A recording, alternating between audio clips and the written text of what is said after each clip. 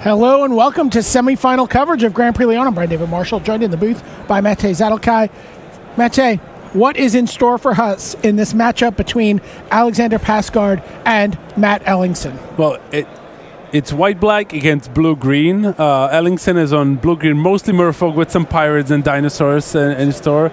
And Alexander Pasgaard is on straight white-black vampires with maybe a couple of other creature types. But a couple of dinosaurs. Yeah, if I should sum this up somehow, I would say we're going to see quite a non-interactive match. Both players are pretty low on instants or sorceries that are of a high impact, so definitely going to be a creature race.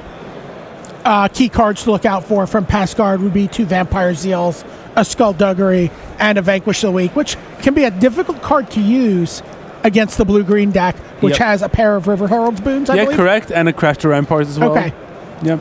So here you see Stormfleet Spy, and that's going to be Matt Ellingsen's plan here, is he's going to be looking to get ahead on cards through a combination of multiple Stormfleet Spies. Oh no, look at this! Skullduggery just cleans up the board. He gains 3 life. The 2-for-1. Wow, that's the dream scenario for that card. Ouch. No follow-up play for Pasgaard, though.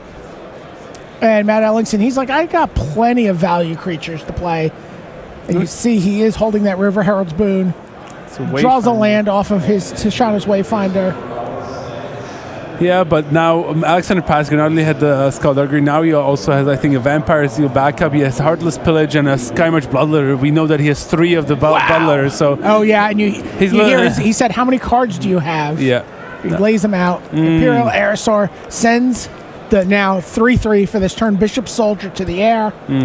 Great more life gain for Pasgaard. This is moving in the wrong direction for Matt Ellingsen. Yeah, this is going to be already tough for Mats to recover, as in blue-green usually has a hard time coming back, and Alexander Pasgaard just has such a strong start with a lot more stuff in the tank as well.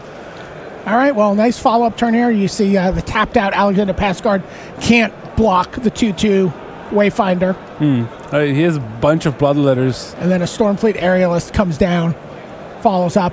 Looks like a Windstrider in hand for Matt Ellingsen. Sort of an odd bit of interaction. Yep. You know, it's not a spell, but it's still something that you get to play at instant speed, and you can really disrupt your opponent's plans with it if they don't somehow see it coming. Yeah, he only has 1. He could have had 2 in the draft, but I quite like it as well, especially if you're somewhat low on your interaction. You can attack with all your mana open. Your opponent's not going to know what's up, and then you don't even need to use that mana, and you're going to go for something else.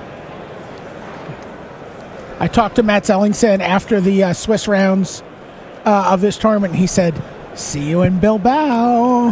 He was pretty excited about qualifying for the Pro Tour here. But this one actually qualifies for the next one. Oh, okay. Well, I guess maybe this... yeah, this is you're going to see him in Richmond. Okay.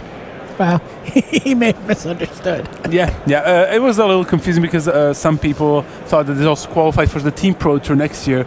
A lot of people are excited about it, but that's really far away in the future. Yeah. So no, this one qualifies for the Pro Tour Dominaria in Richmond. Okay, so here you see a Bishop Soldier getting in the way of it. Tishana's Wayfinder. And now River's Herald Boon. Put 1 counter on my Wayfinder. 1 counter here, but I've got the Vampire Zeal, says Alexander Pasgaard, and I've got a 4/4 first striker. Ooh, but Crash the Ramparts comes over the top. Yep. +3/+3 and trample now.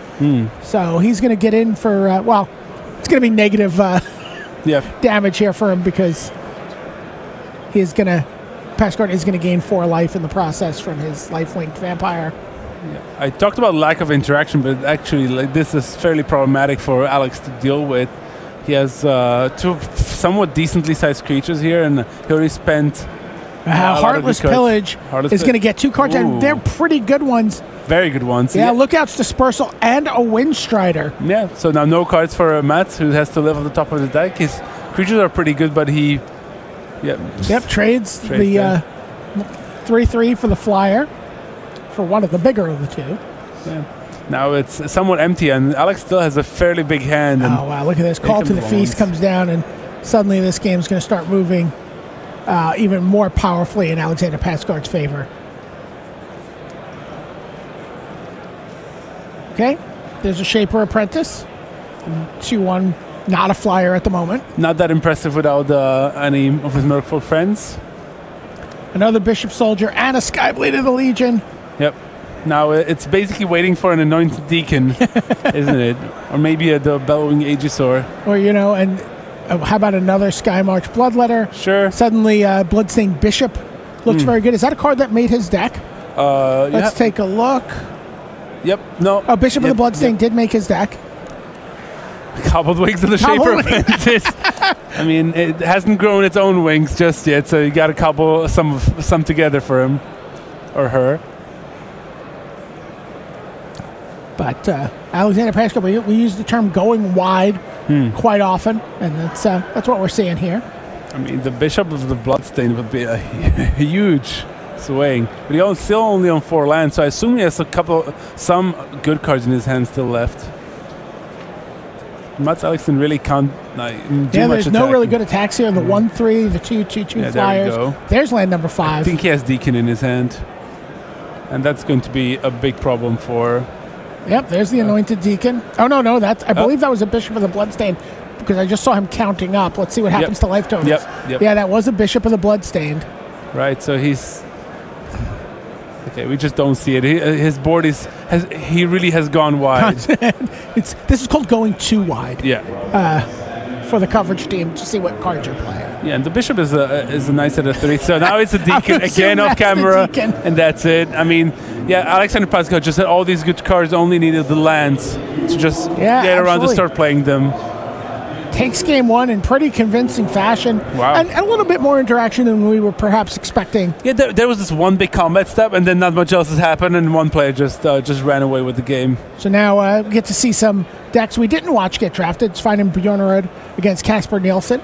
I know that Christopher Larsen is really hoping that he gets a chance to face off against Casper Nielsen in the finals. Yeah, I mean, 2 Danish teams in the top 4, so half the top 4. Looking to have a Dane Blast heading into Nice next weekend. There you see the Atsakan Archer. Exam doesn't really get max value out of it, but does have a 1/4 flyer with 1/4 creature with reach now.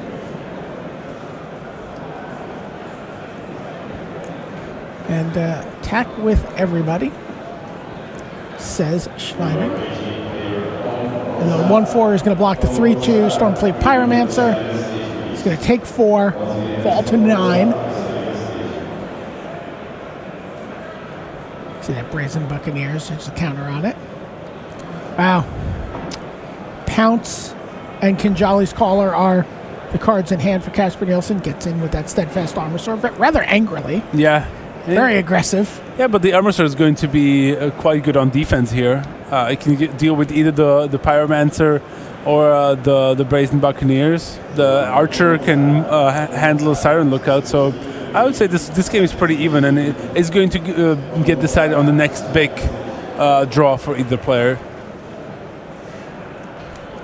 This is game 1. Oh, I see a swamp. Okay. We talked about this a little bit during the draft, that sometimes you'll see players forced to dip into a 3rd color. Admiral Beckett Brass. And sometimes compelled by 3-color mythic rares. Other pirates you control get +1/+1, and then at the beginning of your end step, gain control of target non-land permanent. Wow. But you got to deal damage by 3 or more pirates this turn. That's challenging. Very ambitious, but still 4 mana 3/3. But that pumps most of your team. Nothing to sneeze at. And by the way, Casper is looking like having a deck that you might enjoy. Double New Horizon. Yeah. But just gets in with the Brazen Buccaneers. No blocks or tricks there from Casper. Does have that pounce, but not quite able to get there with it. In comes the Steadfast Armor Sword. Yeah, I imagine Casper picked up that Verdenson's avatar that we saw. I think Alex passed, maybe. His the person to the left and Sveinung's team didn't take it. We can have a quick look here. Casper does have Verdenson's avatar. It. Also has a Thundering Spineback, which puts those New Horizon, that mana from New Horizons, to good use. Yep. But now Sveinung just is going to keep his attack going, and Kinjali's Caller jumps in the path. I mean, look at that. He has 3 of those. He certainly doesn't need You just need them to power up, and that's a good draw here for Swining. We're going to actually see Admiral Breckenbrash take control of something. There's a Lookout's Dispersal. Not good against Double New Horizons already. No, absolutely not.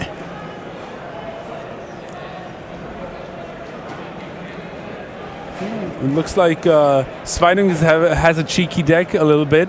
He's also playing white for an Ixalan's binding, and that you see there already.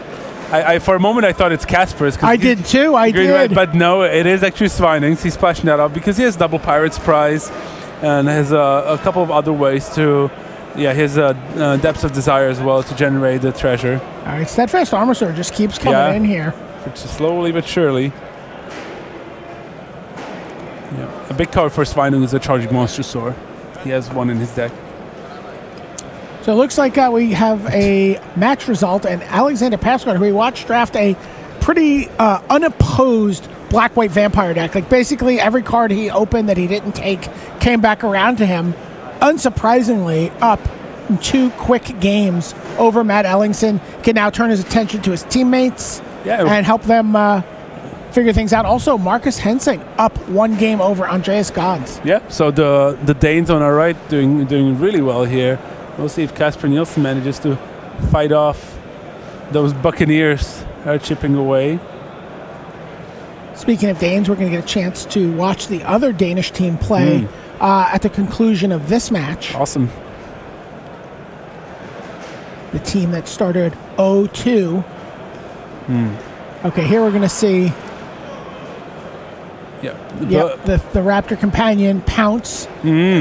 Oh, wow, that was a great turn there for Casper Nielsen. Pounce to trade hit to 2-for-1 himself to kill the Admiral. But then that allowed the Steadfast Armosaur to use its ability on the 2-3 flyer. Yeah, but Swining is actually like decently happy with that because it just means that the Armosaur is down. You know, the shields are down for a turn, and he can get in with all his creature and put Casper Nielsen down to 4 already. This is going to be really close here. If Casper draws a good card here. How about a Thundering Spineback? Is that good enough? It's big. It's sometimes what you need. Yeah, and an attack for 3. Gets in for 3 now with his Steadfast Armosaur. If he untaps here, I think this game might just be over. Just because he has so much mana at his disposal. All right, well, something coming. Entrancing Melody? Is this Entrancing Melody? It We're going is. to get to take your Thundering Spineback. Wow. I've never seen that happen before. That's awesome. And now also the Steadfast Armosaur ability is offline. He does not have 2 free mana to activate it. Yeah, he's like, yo, you have no other cards? Well, let's see. Now he has to trade the Armosaur for the Pyromancer. Wow. Just the Archer and the Brazen Buccaneers bounce and takes 1 from the flyer, but now that he's also going to deal with his own Thundering Spineback. Yeah, he needs a good one here. No danger of being able to activate it anytime soon. Although kind of funny to see him Pirate's Prize. And Pirate's Prize. Yeah. I'm sure he could find some way. I don't think he has an unknown. No, he's not playing Unknown Shores. But that Entrancing Melody was such a blowout. In with everything. Is he thinking about or in with some things? Starting rethinking things again. You'll see teammates sometimes go, wait. Let's talk about this before you do it. All right. So may I? Casper, and he's just like thinking, what can happen here?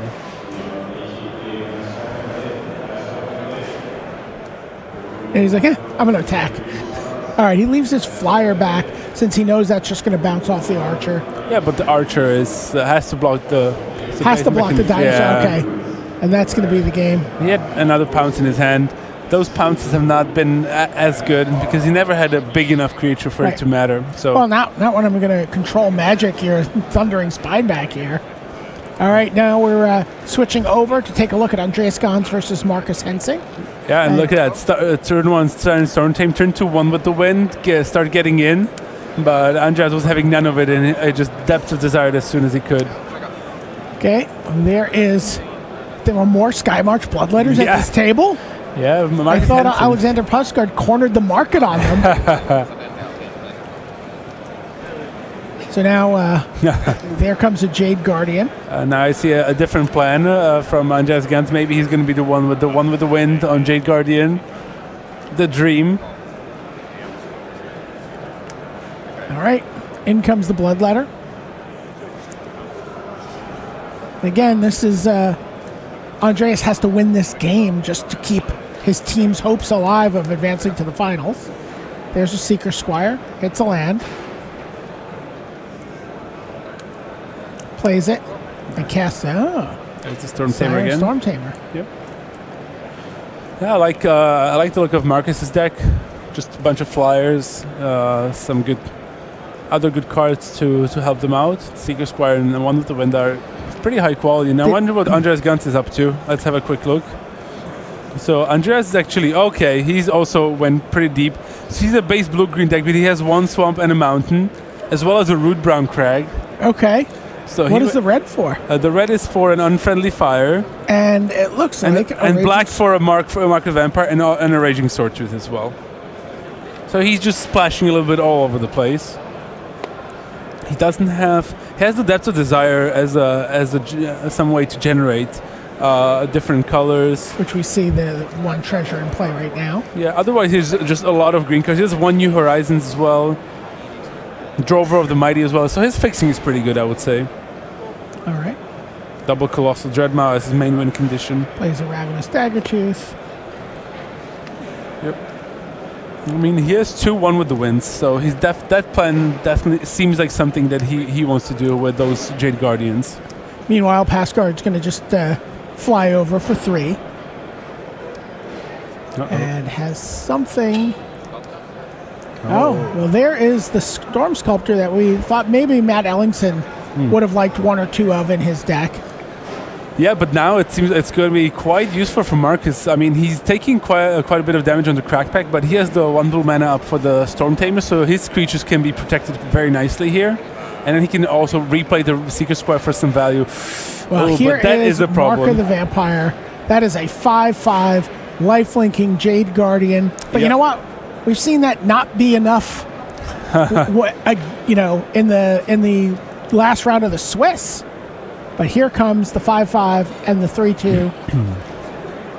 And Marcus Hensing can't really afford. Can he afford to not block the Ravenous Daggertooth here?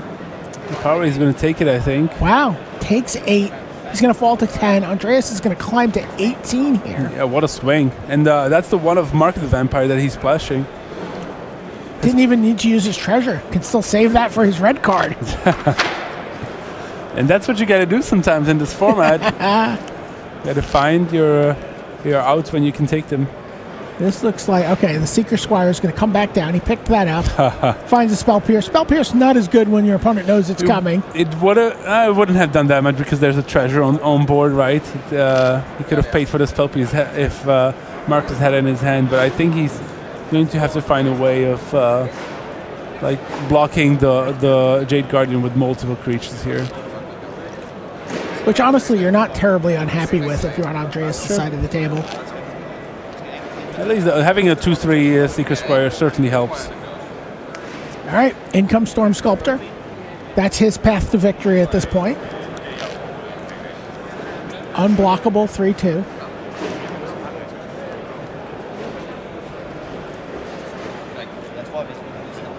Quite tense here. Yeah. I mean, with it's basically two versus 2 right now, with Alexander Pasgaard and Mats Ellingsen coming out to help out their teammates. And then the Danes on the right have done a really good job of doing well on day 2. They haven't lost a match today. They had 7 wins and then 2 losses on Saturday, but now on a streak so far. And whereas the guys on the left, they were 10-0 at one point. Right. Really good streak. Picked up 2 losses and were were getting pretty nervous, but then managed to find their bearings and finish it off. So here we see 3 creatures jumping in the path of the Jade Guardian, and something like a Crash the Ramparts would be about the perfect thing for Andreas to draw. He doesn't have one. He has double pounce though. Okay, Pounce would be fine here. Yep. Well, here's a Pounce.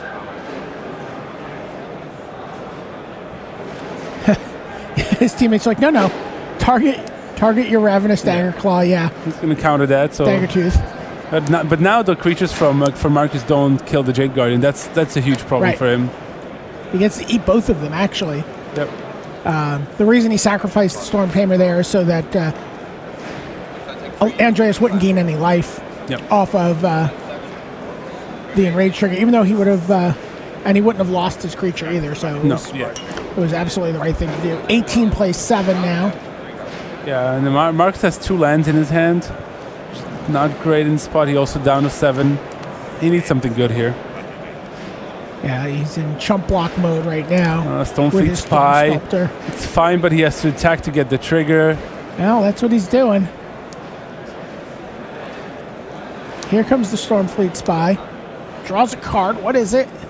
Windstrider, a little bit too late. He has one more card in his hand, but he hasn't played it so far, and I don't really know what it is. So what he can do here is block trade with the Dagger Claw, and then hope to set up a double block next turn with the Windstrider, and possibly be basically set both players back to 0 on the creature front. Yeah, that's what he's going to do. I think the little it's another Spell Pierce. Yeah, it's another Spell Pierce. Ouch. So that's basically a dead card. So the Spy and the Dagger Tooth do trade. Marcus goes to 2. 22 life for Andreas Ganz. Marcus is like, please don't have another creature here. Please, my only hope. Yeah, he just passes, and Marcus can breathe a sigh of relief for now. It draws a Gilded Sentinel. Wow, not a card I was expecting to see here in the top 4 of Team Grand Prix, but we talked about the idea that you get to scuffle a little bit sometimes for your extra playables. Yep. And it's a 4-mana 3/3. I mean, there's worse places you can be. And now he gets to sort of try to get the double block without it being a trick. Yep. It's on the table, and Andreas has to choose. What did he just draw? You see his 1 more pounce in his deck. All right. Well, here comes the Jade Guardian, and he offers the 2 for 1. And he's putting the Storm Sculptor up front. Does he have a spell? It looks like he does. Nope. No. Wow, it's just another creature. So they trade. The board is empty. Yeah, for now, we know there's a Windstrider with Marcus. He would really like to ambush a smaller creature if he got the opportunity. Well, this looks like it's going to be... Oh, there's no Unfriendly Fire, though, in Andreas Ganz's hand, isn't there? Okay. There's a Death Gorger Shaman. Yeah. He's probably aware of a Spell Pierce still. I mean, there's 1 discarded. He could even play here. He's just showing that, like, he of course he's thinking about what to exile with the Death Gorger Scavenger just so that he gains 2 life, but he also had a good look at what Marcus is up to.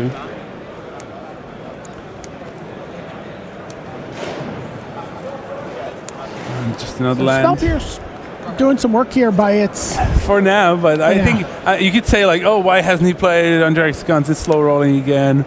No, I think he's just going to wait for a good opportunity for Marcus to tap out. Andreas can win with just a creature if Marcus has nothing, so he doesn't even have to show it, and that's important. Not making sure your opponent doesn't know about potential instants is actually very relevant. So here we see Andreas lean back a little bit, talk to his teammates. What do I do? Probably has a Windstrider. Take this, gain some more life. Yep. And sure enough, here comes Windstrider. It blocks. They trade again. Empty board. Now, he's going to play a Ravenous Dagger Claw. He's still waiting for the right moment. He doesn't need to commit just yet. Yeah, and there you see, like he didn't play the unfriendly fire because he didn't have to. Right. He just took his time waited for the right moment, played around spell pierce, and maybe unknowingly, but also didn't reveal the fact that he had the unfriendly fire. Right, and now we head into game 3, and that unfriendly fire remains hidden information. Yep. You see the players consulting sideboards. See Andreas is leaning over, talking to his teammates. But we're going to go and look in on table 2, where Sveining Bjornerud is up 1-0 on Casper Nielsen, and a motley crew of pirates and dinosaurs is. Where did the lands all go? I see demolish in the gravy, a double demolish. What is happening here? Like destroyed both planes. Well, you know what? He saw 2 new horizons in game 1. That's fair. And so went to his sideboard. Found the demolishes and said, you know what, I'm gonna blow you out on those, investing all that mana and energy into your lands. Yeah, and now he's Casper is attacking with his Deeper Warrior into some creatures. I think he has the Atokan Archer in his hand, so he's just trying to find maybe a way to get rid of that Grazing Whiptail. Just 2 mana to work with. And yep, the Azakan Archers is going to finish off. Oh, by the way, that Grazing Whiptail of course belonged to Casper Nielsen. Yeah, Sveining's deck is pretty cool.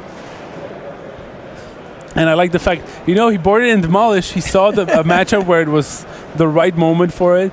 And Casper still doesn't have any white man, doesn't have any big dinosaurs. And Charging Monster comes into play, tapped and attacking. Yep. Yikes. And like Sveining was down to 6. Like Casper was doing a good job of punishing him. That I think that Monster Sword is going to change the race significantly. There's no combination of creatures that Casper can put in front of that Monster Sword that'll kill it. And still scuffling to get back up to a normal amount of mana here, and to both of his colors. Yep. Casper actually, I think he drew a Belligerent Brontodon. In comes the Steadfast Armosaur. Now no white mana at Casper's disposal. And we're going to see block and pump, and just a straight-up trade for the Fathom Fleet Firebrand. Yeah, the sad thing for Casper is that even with 2 Kinjali Scholar, he's still just sitting there with a 7-drop in his hand. Yeah, but it would have been so good. Look, he has double Kinjali Scholar and an Atsakan Archer. Those with the ability of the Bronson, suddenly they hit like a truck. Absolutely. There's Pirate's Prize for Sveining, who, as you said, is still pretty low on life. Plays a Brazen Buccaneers. Sees another Pirate's Prize on top. He's like, I'm going to leave that there. Yeah. His deck's really cute. Let's put it this way. I mean, Pirate's Prize and 4 colors. Again, the sort of attack. Stop. Hold on. What are we doing? You're at 6. All right. Just attack with the Monster Sword. And Casper Nielsen is down to 4. Yeah, and those demolishes, I think that's crazy, were very important in this game. Because he has no planes, he has a 7-drop in his hand. They've been put to very good use here, and and honestly, I mean, he just needs those 2 lands again with the Kinjali's Collars and Brontodon's in play. Yep. So here's another Pirate's Prize. Digging. Sveining certainly likes the fact that he can play a little bit of control here. Who does? Oh, now everybody comes in with Casper at 4. This should be lethal unless Casper has something. No, he's going to go down to 1 if he blocks like this. Unless... maybe if I see 3 mana, that's what I'm thinking. Yep. Yeah, Depths of Desire, trample over. And Sveining Bjornerud gets his team on the board. They take their match 2-0, which means Game 3 here between Andreas Ganz and Marcus Hensing is going to determine which of these 2 teams advances to one more draft on the weekend in the finals of Grand Prix Lyon. And a great start for the Danes on the right. Turn to Seeker Squire, not finding a spell, but still finding land. And then into a Bloodletter on turn 3. Marcus Hensing fully taking advantage of the fact that he was on the play for game 3. See a fistful of cards here for Andreas Ganz. Plays the Blossom Dryad. He's looking to get some ramp going. He has a Pounce in his hand. I see Dagger 2, Jade Guardian, Commune. Yeah, he has a bunch of good cards. Let's see what Marcus is working with, because I see a Shipwreck Looter, I see some Spell Pierces. So maybe he's looking... some Spell Pierces. I mean, he played one main deck and he boarded another one in.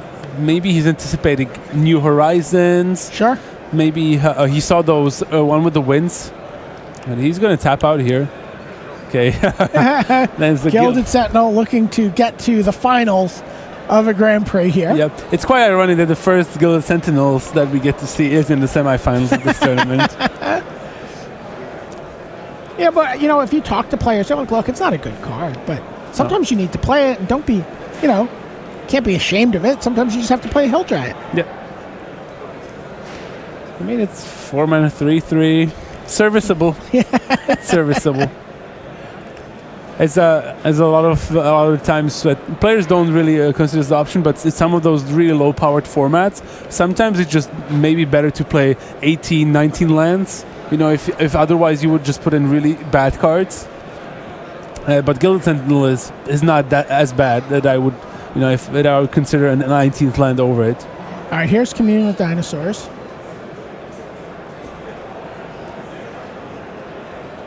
I don't think that Gilded Sentinel is offering much defense from the River Heralds. I was just telling you, that is a bad choice of flavor tax there. Yeah.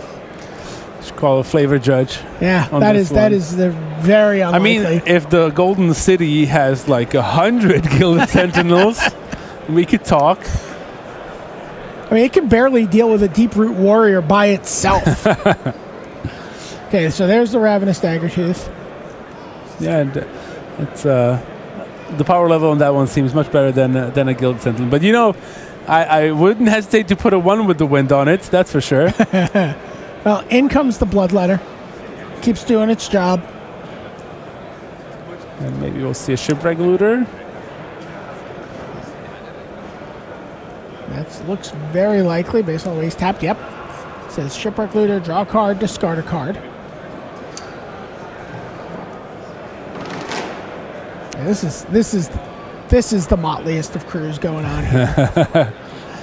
What are you talking about? A pirate, a vampire, a human, and a golem all meet in a bar. Okay. All right, there's a Merfolk. A Merfolk, yeah, to join the party. We've got 5 creature types in play. Somebody tick off their achievement card. I mean, if those were all to die, Grim Captain's Call would be for 3 already. We just need a dinosaur. Yeah, there we go. Thank you.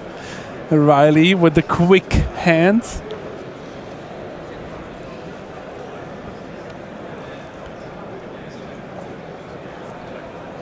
Right. All right, Andreas has to get through here. Yeah, and you might be thinking, why are they playing Gilded Sentinel? It's a bad card and so on. Remember, this is team draft. It means it's only a 6-person draft, which means there's far fewer packs to choose cards from. Yep. So it's only natural that the cards that would rarely see play, maybe even something like a Demolish, suddenly has a completely different quality to it. You know what? Even then, sometimes you also have to pick cards that you hate draft. Yeah. So here we see the Blossom Dryad give Andreas Ganz access to 6 mana. He's able to play a Jade Guardian, put a counter on it, make it a 3/3, and then pounce to kill the 2/2 flyer. Yep. So stems the bleeding for the moment. No other Merfolk for that Shaper's Apprentice to fly with. But that looks like that's going to change. Here comes Storm Sculptor. Picks up the Seeker Squire for extra value. Now that's a Merfolk. Gives the Apprentice flying, and he's able to swing over for 2 in the air. And is presenting now a pretty reasonable clock here. Yep. 3 turns for Andreas Ganz to find a way to manage this. Yeah, Marcus has to be careful though, because he's running the risk of the Storm Sculptor gets dealt with in combat. Like suddenly the Shaper Apprentice loses flying, it can get blocked easily on the ground. And we saw Andreas Ganz get quite a few instances before Depths of Desire. We saw the Unfriendly Fire as well. He's running definitely a couple more. We saw 2 pounds, right? So it's definitely risky, and Marcus has still the Spell Pierce, and he just never found a good spot for it in game 2 or 3. That's definitely the risk with the sort of tribally diverse decks, is that, you know, where Shaper Apprentice, often you'll have 3 or 4 Merfolk in play, and there's very little danger of it falling from the sky. Yep. But certainly a very real risk here for Marcus Hensing. And look at that, Andreas Ganz also boarded in Slice in Twain. Ooh. I mean, he saw one with the wind. Maybe he saw the Gilded Sentinel as well. Yeah. So no. Is the Gilded Sentinel going to get sliced in twain? What a horrific end for it to meet. It looks like they're just kind of, if they're able to start racing, because potentially they could just slice in twain the Sentinel and swing with all 3 creatures if they wanted to. There's also Colossal Dreadmaw that they can just cast. I think I like that play. I like Dreadmaw. Yeah, you know, when you're playing a low-powered format, like the big just dudes are really good. Actually, what we're going to see is the tempo play here. He's going to use Depth of Desire to return the Storm Sculptor to play. Yeah. And now he's going to slice in twain the Gilded Sentinel. Wow, that's a great sequence here for Andreas Ganz. Draws a card too for all of that. He's got a Deathgorge Scavenger in hand, I see. And now he's going to... is he going to send both? Or he's not sending the Jade Guardian? No, he wants to keep it back to force maybe Marcus to play the Storm Sculptor and return his Shipwreck Looter. Because if he were to do any other place, then he cannot attack with any of his creatures. So. But I like the way Andreas Ganz is playing. Everything he's playing, all the instants at sorcery speed as well, just because he saw Spell Pierce. Yeah, he must be aware of it, and he doesn't even know that Marcus Hensing brought in the second one from his sideboard. All right, 5 mana, and you know what? We're going to get a sorcery speed Windstrider too, and that turns on the Shaper Apprentice. Flies over for 2. Yeah, but now again Marcus tapped out, again doesn't have Spell Pierce up, and Andreas Ganz can do what he likes, and I think we're going to see the Dreadmaw this turn. But he's basically Andreas has to be quite careful, because it's 2-turn clock for Marcus. He has 2 flyers basically now. But you know, can offer the Jade Guardian for the Windstrider. In fact, sends both his 3 power creatures in. So 2 trades that Marcus can accept or deny here at his... Yeah, he's going to take 6. You know, they may not be the trades he thought he was signing up for. Might be for a card in hand. He's tapped out, so he can't do anything to stop it, and he just says, "I'll take the 6." But now, if Andreas taps out for 6 mana for the Dreadmaw, Marcus can swing for 5. Also has potential for the Storm Sculptor being lethal, but so that's why Andreas will rather play the Deathgorge Scavenger, start gaining some life to get range of the clock from the flyers of Marcus. He's playing. I quite like how Andreas is playing this. Yeah, absolutely. Deathgorge Scavenger. We can't see Marcus's graveyard, but he does have one. Yep. There's a Drover of the Mighty. Remember, Andreas is actually playing a 4-color deck. There's a Rootbound Crag for some red. He has a little bit of treasure to get access to the other and a Drover. It's also another valid option. So here's the Seeker Squire that got returned a couple turns ago. It finds a land. Now we're going to see the Storm Sculptor return the Seeker Squire again. Potentially, yes. And that's why, you see, that's why people don't like the Storm Sculptor that much. If it gets bounced, you lose so much tempo as Marcus has this game. And I wonder if Marcus has something else maybe that he can deploy. Well, I mean, he gets to fly over for 5 this turn, plays the Storm Sculptor, and that's lethal next turn if Andreas can't kill him. Yeah, sure. Well, I guess we still have the Deathgorge Scavenger to deal with. Yeah, that's the thing. That would put him up to 9, which would then would make Marcus be 1 short. Intriguing. This is a tough match to navigate. Oh, definitely.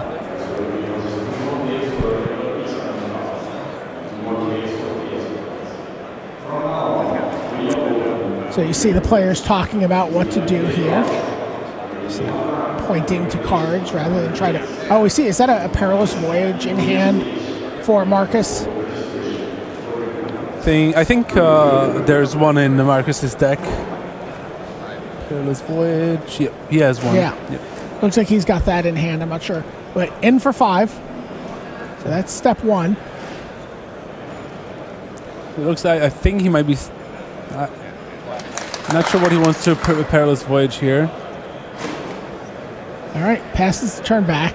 Andreas is at 7. Can go to 9 here with an attack from the Death Gorge Scavenger.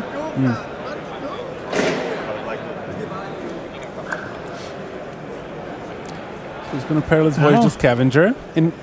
Sure. Before attacks. Yep. And now it kind of it cuts off a little bit of the options from Andreas Ganz, because now if he attacks with his creatures, Marcus can block the Drover with the Seeker Squire and the Dagger Tooth with the Looter, and that would mean that the Drover would also die, because suddenly after the dust clears there would be no more dinosaurs to pump up the Drover, which I'm sure Marcus would quite like. So I just anticipate the attack with the creatures that Andreas' teammates pointed to in the Jade Guardian and the Dagger Tooth. So we're going to see Andreas just maybe play a 6/6 this turn? Potentially. I mean, he could theoretically play... All right, in come the 2 3-power creatures. I think Andreas has a land in hand, so I think he can play both the Dreadmaw and the Scavenger. Thanks to the Drover and the Blossom Dryad. And Marcus Hensing says, come at me. Taking 6 here. Yeah. All right, here comes Death Gorge Scavenger. He's going to eat a creature. Yeah, he's going to go back up to 9 here. Should be no shortage of creatures. Let's see, writing his life total down. And now Colossal Dreadmaw. He's got the Drover the Mighty and the Blossom Dryad that both tap for mana in air quotes. And now he's like, okay, can you kill me? Can you do 7? Stormfleet Spy. Oh, Reverse Rebuke! Reverse Rebuke from Marcus Hensing. Oh and my word! For the win? That is going to win the match for the Danish team. Oh, that's like a Dane Blast all over again. Dane Blast. Oh my gosh! Oh, I think he's just. He's just one short because there was some life gain back there. Didn't update. I'm sorry, he goes to 1 here. But I don't think he can recover from this. Yeah, he cannot. He cannot. That was incredible. The Dane Buke. No, it doesn't work as well. It does not really work as well. Wow.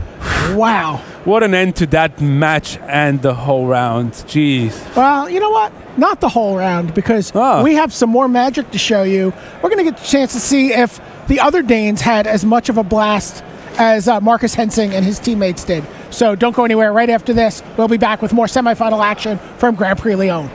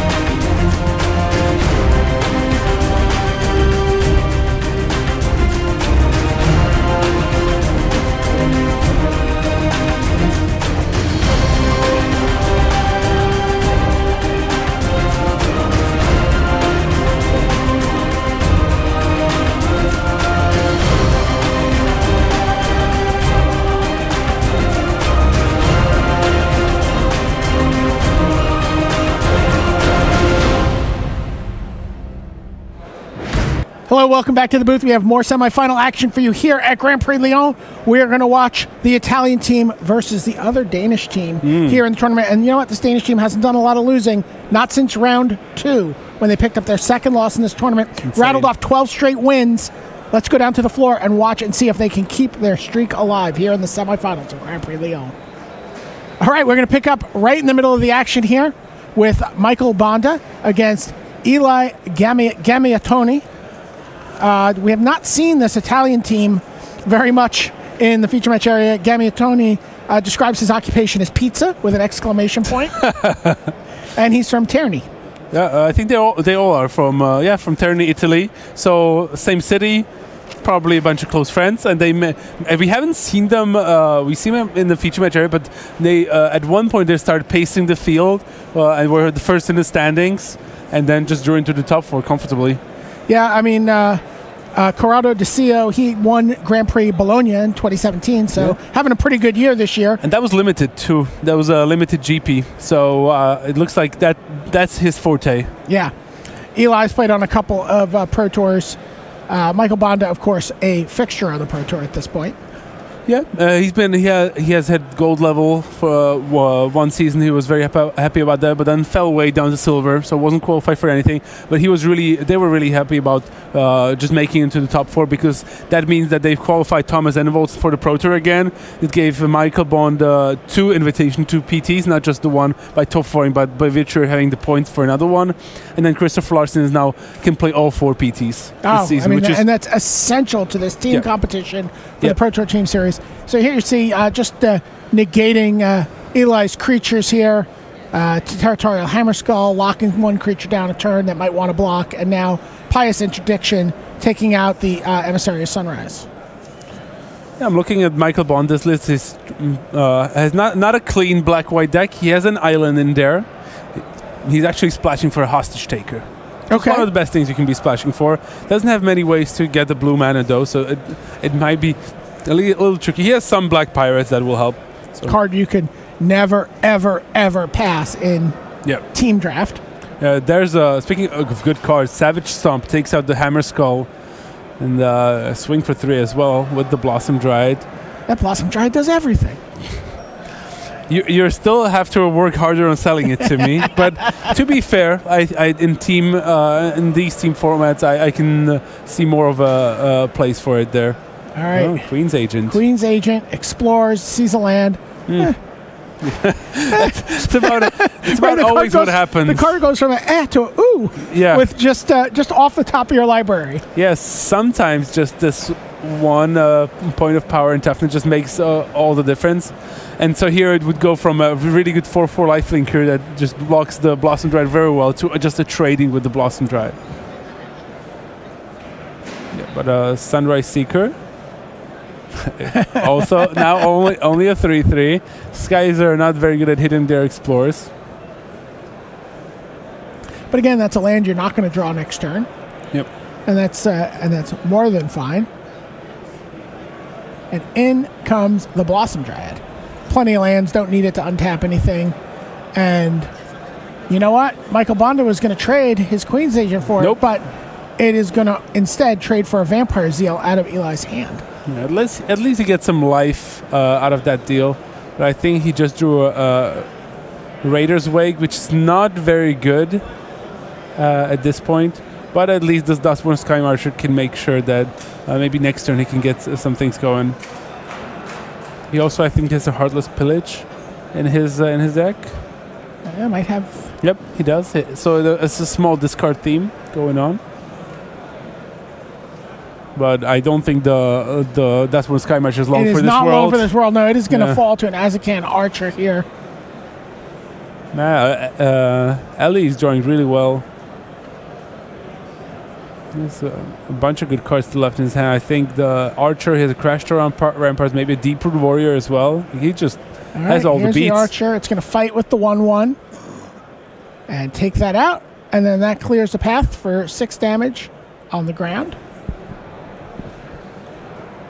And now a Deep Root Warrior. So again, you're seeing this like real lack of tribal synergy in these team limited draft decks. You know, people just trying to find their way through their mana curve. And Michael Bonde is like, you know what? I don't want to play this game anymore. Let's go to game 2. Yeah. Picks up his cards. And that's that. So the first team on the board here in this semifinal is the Italian team from Tierney. Now we'll see if we stay here or move over to one of the other games. Yeah, it's a good thing for the Italians. I'm sure they'll be happy to qualify for a Pro Tour, and they can go there together, I think, which is the best thing about that's so important. Team GPs. Yeah, you have someone to prepare with, and you're not alone out there. And look at that. Jacopo Bartollini has a bunch of so much treasure. Where is that coming from? I see prosperous pirates. I see a wily goblin. See a green dinosaur token and a blue red deck. Maybe he had a Regisaur Alpha or something. Quite possibly on the splash easily. But he's down to 4. And does he have a way to deal with the cobbled winged frenzied raptor? That's my question. I mean, Jacopo is being all fancy, you know, with all this treasure and all his cards with the rummaging goblin. You can't take it with you, Jacopo. Yeah, and Christoph Larsen is just going with slapping some wings on a dinosaur. Yeah. Like, yeah, good enough. Right, he is threatening to win on his next turn here. And how much mana exactly does the Italian player have to work with? 7, 12. You know, 12 mana. I mean, the rummaging goblins. He can go digging for another card. He should if he doesn't have an answer to the flyer. Yeah, you know what? He's attacking with his rummaging goblin. Okay. This is going to be a good turn, I feel. Something good's about to happen. Well, there's a Carnage Tyrant. Or not. Unless the life totals are somehow incorrect. Fly for 4. Oh. Wait a minute. Oh. What is happening? Settle the wreckage. Oh, man. Settle the wreckage off of his treasure. And he is going to eat that lonely, lonely creature. Let me put it this way, right? There's a double red card in play. There's a blue card in play. There's a double green card in play. Christopher Larsen picks up his cards, and the Italian team has then another game on the books. They're up 1 game apiece across 2 matches, and the match between Thomas Enevoldsen and Corrado DeCio is still ongoing. Yeah, Jacopo Bartolini just went deep with his double costing cards across a host of colors.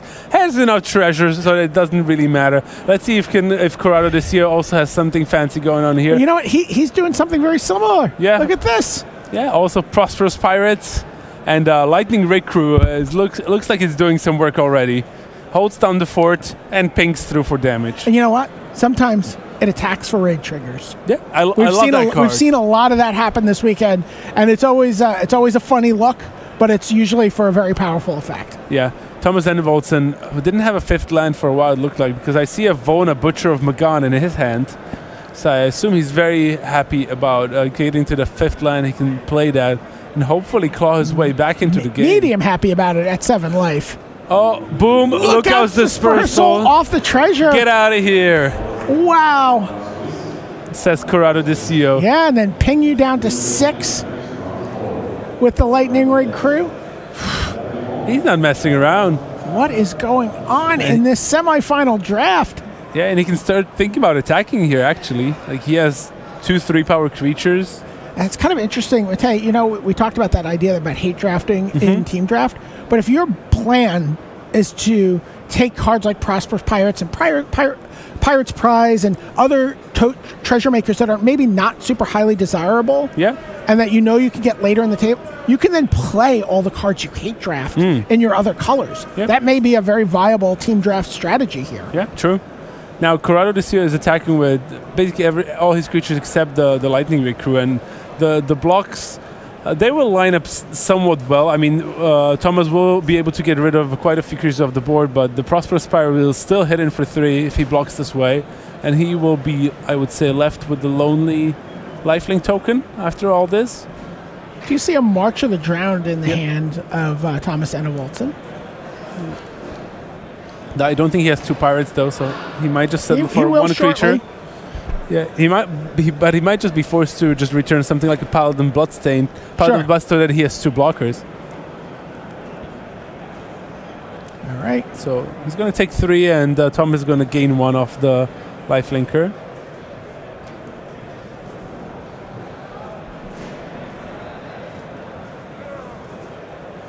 And just looking to see which creature is up front there. Yeah, this is not over. Not yet. No, but it's looking very likely that the Italian team is going to go up 1 game apiece across all 3 matches. Yeah. Putting the Danish team, who have not lost since round 2 of day 1, yeah, in a pretty precarious spot.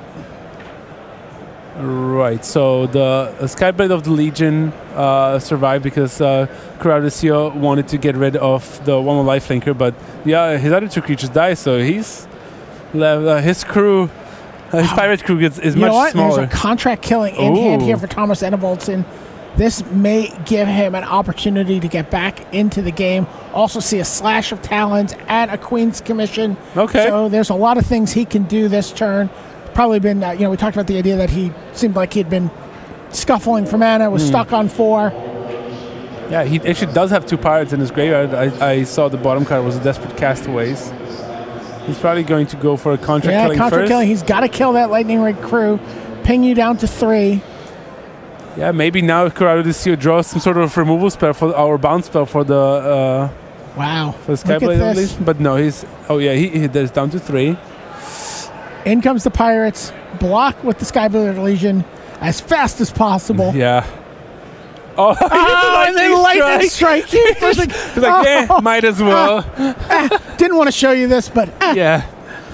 Take 3. I don't want to drag this game further. Yeah, as you said, 1 game apiece for the Italians. They're crushing the Belgian, the Danish pros here. I can tell you, Christopher Larsen has got to be. He's like, team draft. This is my format. Yeah, what's happening, guys? Come on, get it together. And look at that, Gammaitoni is just not messing around. Yeah, it comes out very quick. He's got an Ixali's Diviner, a Deep Root Warrior, a Tishana's Wayfinder, facing off against a Territorial Hammerskull and a Skymarch Bloodletter. Yeah. And Michael Bonde is just going to attack right into that. Gets in for 4. He's going to drop Eli down to 11. You see an island in his hand. 3-color deck here from Michael Bonde. And now with a raid trigger, he's Heartless Pillaging. Yeah. So it's going to discard 2 cards. And now he's going to be able... He just gets 1 treasure though, not 2. No, 1 treasure, but I think he has a Walk the Plank in hand. Okay, good. I mean, the thing for Ellie is the fact that he doesn't have any planes and he's going to get 2 cards. cards is what I was saying. Oh yeah, that's sure. Okay. So he just he has plenty to choose from for now, and with not being any closer to white, I think he will keep the Sunrise Seeker because it's kind of nice if he draws the planes eventually. But Vampire Seal hits the bin. It's quite good. Colossal Dreadmaw, yeah. His other cards must be really good. I don't quite see what the green cards are, but those must be very good because Colossal Dreadmaw is one of my favorites. Now the question is whether or not that Walk the Plank is something you want to use here. It only can get the Ixali's Diviner. Yeah, true. So he's pretty happy to wait until Eli commits something better to the board, like some creature that he decided to keep here. Excellent Binding, a good card that he cannot cast it again. I think he has Crash the Rampart in his hand too. All right, well, everybody attacks. Let's just race, says Gammaitoni. Well, Crash the Ramparts is really a nice weapon to have at your disposal when you're racing. Yep. And I mean, against the Hammerskull, I mean, you can't really stay back and try to do stuff, especially because we know that Michael Bonde has that Walk the Plank. All right, in for 4. So Michael Bonde is 10, plays Eli's 9. And there's Queen's Agent. Oh boy, it hits a Mark of the Vampire this time. And that is a pretty big swing here for Michael Bonde. And Eli's like, please, where's my planes? He needs it fast. Oh, and there it is. He finds it. Planes is going to let him Ixalan Binding the Queen's Agent, but is that what he wants to do? Technically, yeah. I think Eli can just slow down a little bit here. I wouldn't attack with his creature. with this creature, I would now play maybe something like the Sunrise Seeker, or maybe try to prepare the Crash the Ramparts as a defensive measure. Okay. Because Michael Bonde will probably tap out for the Mark of the Vampire, very likely. Right. So in this case, that will be good for Eli to play his tricks. And he also has the pound, so right. He could technically what he could do as well. He could just pump his creature, pounce away the Queen's Agent, and hit for some damage. Of course, yeah, lifelink still triggers off of fighting. That's fine. But it's one way to clear the board. Seems like he might be doing this in the opposite order here. Yeah, no, he's going to crash the Ramparts first, I think. Yeah. But that's what if he wants to get rid of the Queen's Agent, that's how it has to play. He has to play it.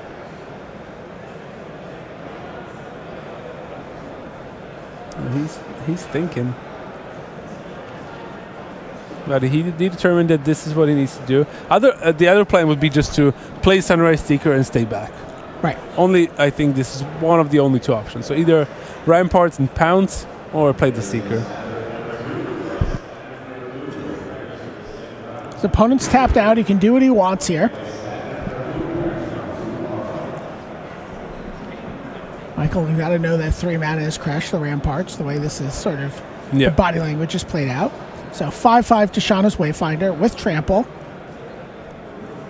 And then here you go. I'm going to pounce my Tishana's Wayfinder on your Queen's Agent. You'll gain 3, but you can't stop my creatures from attacking. And I'm going to get in for 8 here. Yep. And now, when Michael commits his Mark of the Vampire, he still has an Ixalan Binding to get the 2-for-1 there. Yeah, the thing is, like, Michael doesn't have to commit the Mark of the Vampire. He has something else to do if it's good enough. But he's gonna go for it. He's gonna commit the Mark of the Vampire. Yeah. This also makes sure it hits for 6, puts Eli down to 3. Now he's thinking, like, should I attack with both creatures? I think he should. Knowing the information he has, he wants to make sure that Eli will die from in 2 turns, in 2 attacks.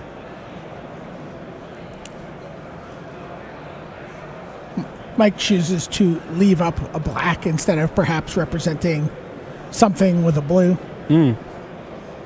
like a dive down. I like me a dive down, but I think it's fairly obvious that he wouldn't be splashing for a dive down. It's based on the cards he's played so far. It's pretty obvious. I don't know if anything's obvious in this semifinal. That's true. We've seen some really unlikely things already. You're right, and I wouldn't be surprised if he had found a way to board it in. For example, seeing double pounds and other potential cards from Gammaitoni. All right, huge swing there from Michael Bonde. He goes to 10. Eli falls to 3. That Territorial Hammerskull is going to be able to romp in unopposed next turn. But Eli still has to be careful. I mean, he's going to have to Ixalan's Binding away the Bloodletter, but the Hammerskull still doesn't make sure that Eli will stay honest with his creatures and stay back with everything. Yeah. At least for a turn, until Eli can play something else that's like big and relevant.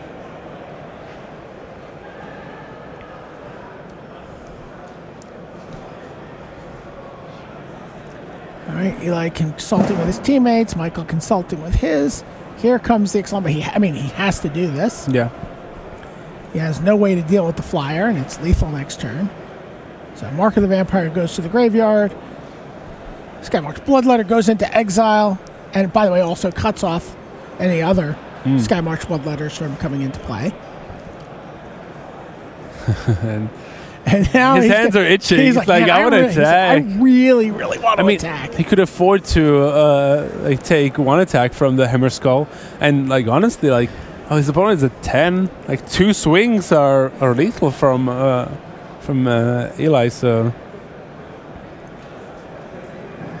he could think about attacking with everything. He's either attacking with everything, or he's staying home with everything. In my opinion. I don't think there's an. You think there's no half measures here, or third measures, as the case may be? I don't think so. Right. Well, also because if you leave 2 creatures back to block, you're just going to end up chumping with one of them because the 1/4 is going to get tapped. Exactly. Now, the problem here is something like Skullduggery Ooh. is lethal if you attack with everybody here. That's true. And that's got to be the card that Eli's thinking about. You know, again, Michael chose to leave 1 black mana up. That's the only spell it could represent. Let's move it along, Eli. Let's make a decision. All right, no half measures. Everybody comes in. Is there a Skullduggery in hand for Michael Bonde? Skullduggery, Mark of the Vampire. Another one would do it. I see a double-faced card. All right. In comes the Territorial Hammer Skull. Yeah. Tap your guy. So he has to walk the plank, the Diviner. Yep. Because that's the only non-merfolk. Kills the Diviner. So right now, it's his turn to be like, okay, well, you can do 4 to me. It's a super close game. He draws a Plains. So. He's got a Ranging Raptors and a Sunrise Seeker in hand. And again, he can't attack now. He can attack with 1 creature maybe. Yeah. But he has to be very brave to do so. Because the Hammer Skull is going to take out 1 blocker, and if Michael Bonde has an answer for the other. All right, here comes Sunrise Seeker. Puts a land in hand. It works. And now Eli says, go. This game is really, really tense. What is the double face card in hand for Michael Bonde? I can have a checklist card. I can have a look.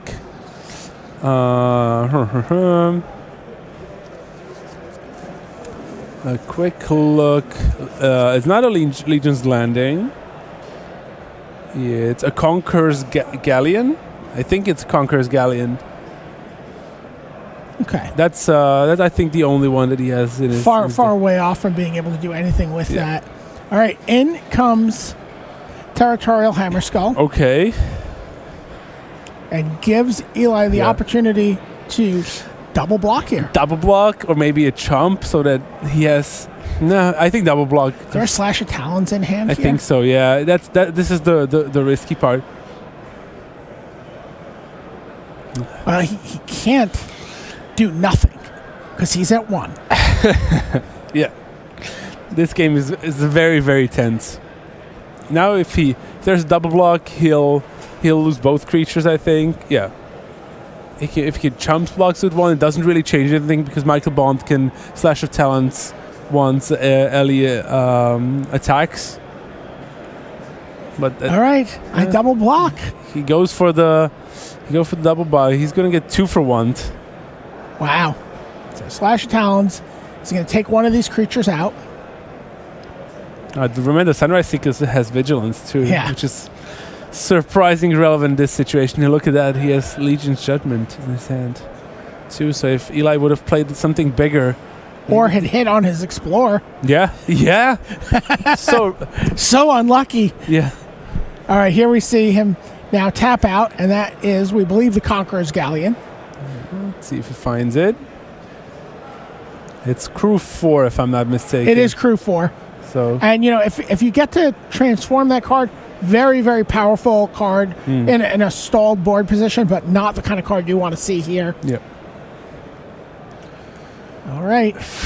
Michael's at 5. It's going down to the wire. Going to need another creature here from Eli. Or a pump spell. He hasn't looked at his card. He's squeezing it. It's a Grazing Whiptail. Okay. It's very good for him. Oh, he does have a Ranging Raptors as well. Exactly. Yeah. He had a creature anyway. All right. So attack. That's going to drop Michael to 2. And he's able to play 2 dinosaurs out of his hand here. Right. So the Ranging Raptors. Here's Ranging Raptors. Here's the Grazing Whiptail. All right, Michael. Now what do you have? Yeah. How are you going to deal this last point of damage to me? Yeah, because if you don't, I'm going to deal the damage to you.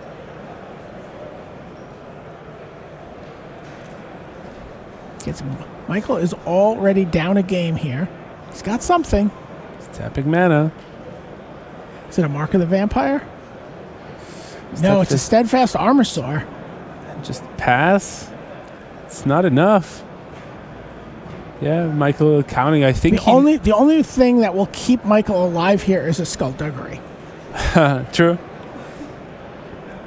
Can I read that card that's sitting in front of your creatures, but it's not actually does it actively a creature? Yeah, does it say you can block any number of creatures with this?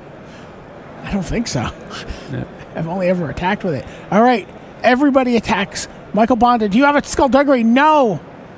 Wow, he had the Legion's Judgment, and he's like, if only you had hit on your Explorer. We were both so unlucky there.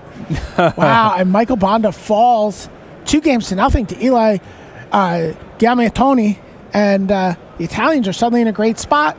Christopher Larsen and Jacopo Bartollini are tied 1 game apiece here, but the next game win for this Italian team will advance them to the finals to face off against another team of Danes. Yeah, which would be amazing to see. But look at that. Christoph Larsen 1 game apiece. Thomas and Enevoldsen 1 game apiece. So they're very much in it. All right, we've got a pair of game 3s going on. Frenzied Raptor and Telenali's Knight. Feels like this was what was in play the last time we checked in on this match, but that, of course, was 2 games ago. Yeah, it's missing a couple of wings, and Chris has it in his hand, too. And it looked like Michael was just pointing like, you have the wings again, just smash. Yeah, that's he gets to attack for 7. That's what he's going to do. Cobbled wings, attack. The Telenali's Knight gets +1/+1 because he controls a dinosaur.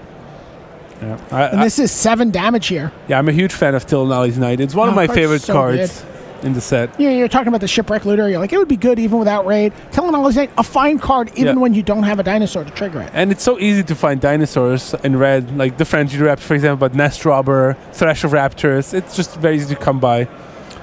And we see this may be a classic. It looks like there's an Unfriendly Fire in Christopher Larsen's hand. Does he have one of those in his deck? Just making sure that that's what I'm seeing. Yeah, let's have a quick look at his deck list. This could be one of those things where it's like... No, there's no Unfriendly Fire. All right, it's another red card, but... Yeah, he has quite a few red cards. He actually has double Hijack in his deck. That potentially could be really good. That may be the card I'm looking at here. Yeah. And it looks like 3 copies of Frenzied Raptor. Yeah.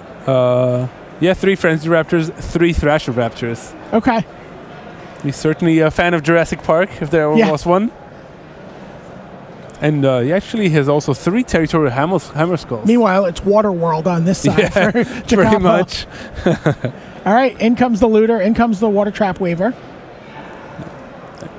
And that's going to drop Christopher down to 14. Yeah, it's a race Sailor again. Means, Nice. Oh, and a Raptor Hatchling. It's a pretty good way to gum up the ground. 2 defensive creatures there for Jacopo Bartollini. But Larsen is pretty happy to just attack in the air. And you know what? Cobbled Wings, underrated, but quite good in green and red decks. And you can see why. Here's a Skyblade of the Legion. And what is that red card he's holding? That may very well be a Hijack. Yeah, I don't see... I mean, he could be a Sure Strike, but I don't think it was. And maybe a Thrasher Raptor. He would have played that over the Skyblade here because he could move the wings over to that and start flying over for 5. All right, here's Pirate's Prize. We've seen more Pirate's Prizes in this match than we saw all weekend. And One with the Wind is the draw here. Nice. It's good for Jacopo. We're going to see a defensive One with the Wind here. Make a 3/6 Sailor of Means. I mean, it will be a nice defensive creature, that's for sure. And I think Jacopo might be thinking about getting aggressive somewhat. We'll see soon enough. But if that's a Hijack... his deck is crazy. I mean, we've seen it, right? He's the one... He's the one with double the Settle the Wreckage, the Carnage Tyrant. He can't Settle the Wreckage off of... And Carnage Tyrant off of Treasures when we watch him. Here, this is One with the Wind. And you know what? If that's a Hijack in Christopher Larsen's hand, that could be fatal. Yeah. He's going to put it on the Sailor of Means. And defensively. He's going to say go. The rare defensive One with the Wind. I think it was a Hijack, by the way. And if so, that's exactly... Oh, no, that's not. That's 8. It's not close, yeah. He's got... It's not. It's just 8. It's 1 short. Chris Larsen. This is game 3. All right, there's a Thrasher Raptors, and that may have been the red card. No, Interesting. it's not a hijack. I was sure it was, but it's not. So, but he has two in his deck, and he's drawing very much live. Jacopo on the defensive, but he has a bunch of cards in his hand, and we know that he can do crazy things. And it could be anything. Yeah. Could literally be anything. Especially with 2 treasures already on the board. Christopher Larsen must be already sweating. Yeah. Settle the Wreckage and Carnage Tyrant are both very, very viable candidates to hit the board in the next couple turns here. Indeed. But so far, Sailor of Means holding the fort as a 3/6 flyer. So what's the play here? How does Christopher Larsen get past that 3/6 flyer? Well, hijack's one way. Certainly that. And well, actually, now the hijack would actually be lethal because he could move the Cobbled Wings over to the Thrash Raptors. That's a 5 power flyer, 3 power on the Sailor of Means, and 1 from the Skyblade of the Legion. And that would let him get in for exactly 9. And those hijacks are main deck. That's not a sideboard. No. He also has Suncrown Hunters, which could be relevant. Also do some work. Yep. All right. Especially against that Sailor of Means. So, I mean, Chris has a lot of stuff that he can draw into. All right, here's a Rummaging Goblin. He's like, I want to find my crazy cards more quickly. Let me play this Rummaging Goblin. Go. And a Wily Goblin as well. All the goblins. Michael Bonde would kill for a Rummaging Goblin right about now. Oh, yeah. Looks like 3 lands in hand here. As we said, a hijack would win this game for him and would win the match. Putting Thomas Enevoldsen and Corrado DeCio in the position of determining the winner of this semifinal. You know, a lot of people at home will watch a match like this, and he's got all these lands in his hand, and Christopher Larsen's taking his time, looking at his cards. What's going on for Chris? What is he doing there? People are like, well, you don't have anything. Just pass the turn. Well, he's trying to make Jacopo Bartollini think that he has something to think about, that he's actually close to winning, but maybe not really.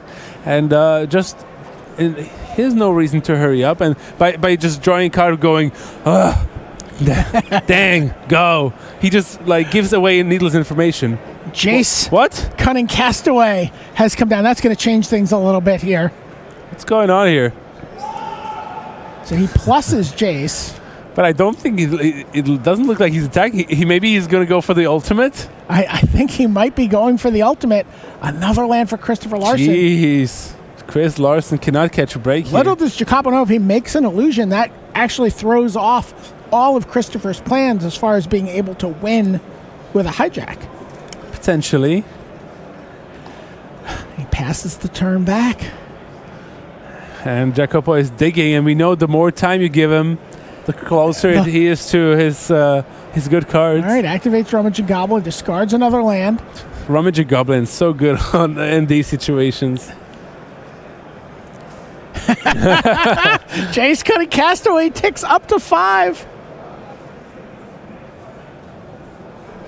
Have you ever ultimated a Jace Cunning Castaway? No, I've never been close. I don't even know if I've ever played one. And I've done a lot of drafts.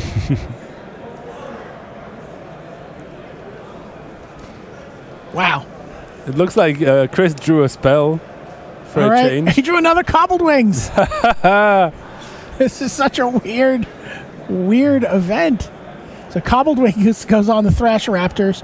And you know what? It's time for all of his flyers to attack.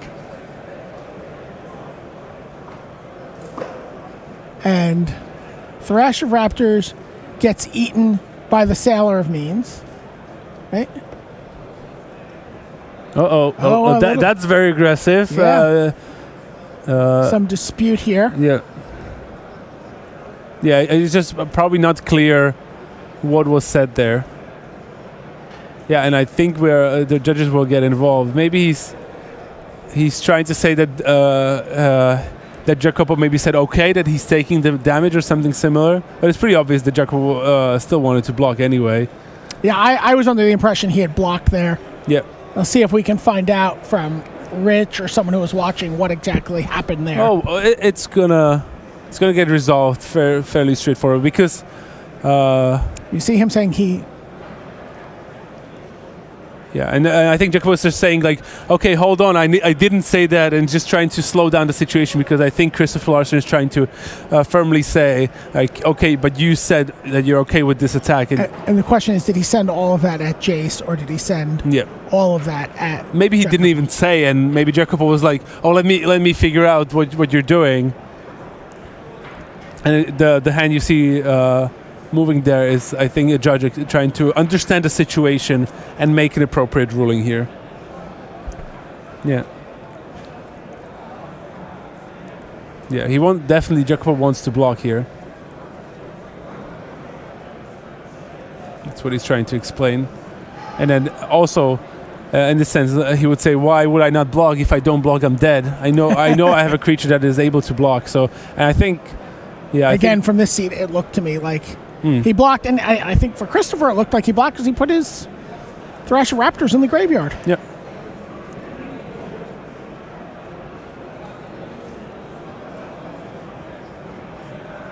Yeah, this might take a while. We'll see soon enough.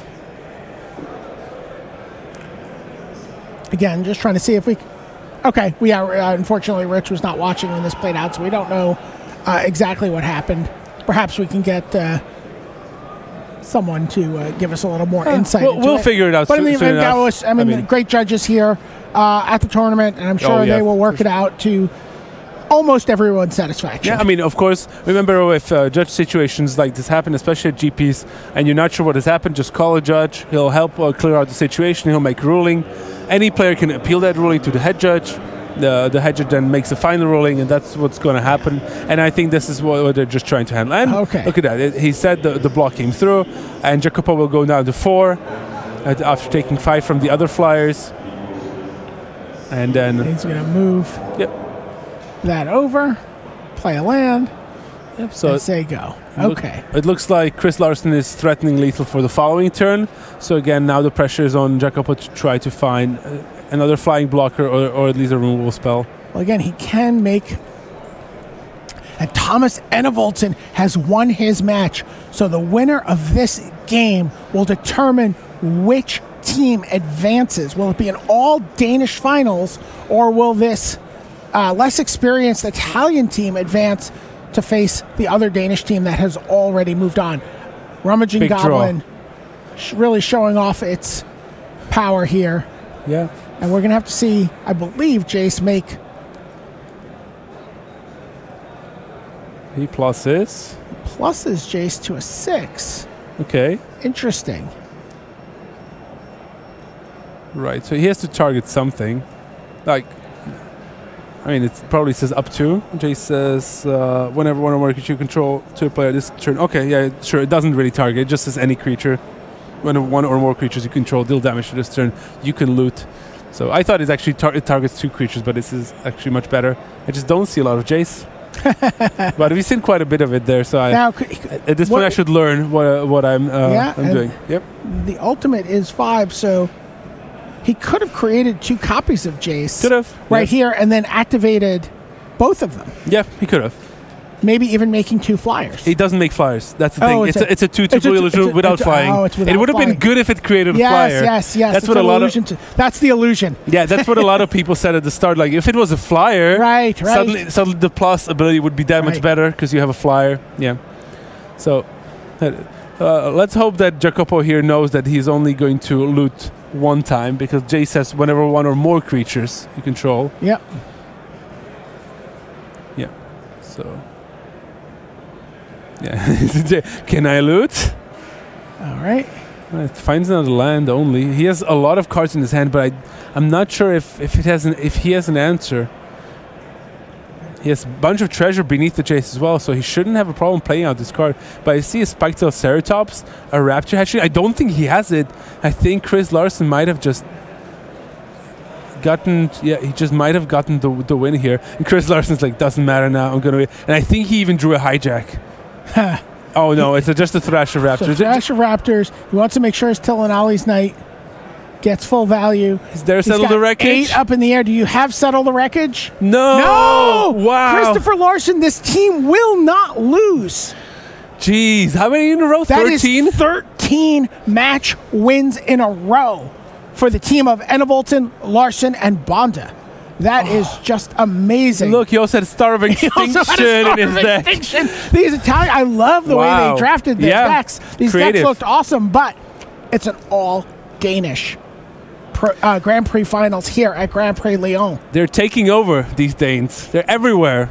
Yeah, and it's funny because we're heading to Nice next weekend for the World Magic Cup, and the last time we were in Nice for a major event was the World Magic Cup. And you know what happened there? Yeah, we had the Dane Blast. Martin Mueller, Simon Nielsen, and Lars Birch. Yeah, very good memory. And a fourth player who I don't remember. It might have enough. been Thomas Enevoldsen. I don't even know. It was. It actually was. It was Thomas Enevoldsen. Yeah, you're right. You're right. All right. Whew. Well, we are ready to draft some more. Yeah, let's hope so. So the sooner the better. Finals for Grand Prix Lyon are coming up. Another draft, and then one more round of action before 3 champions are crowned here at the Team Grand Prix in Lyon. Don't go anywhere.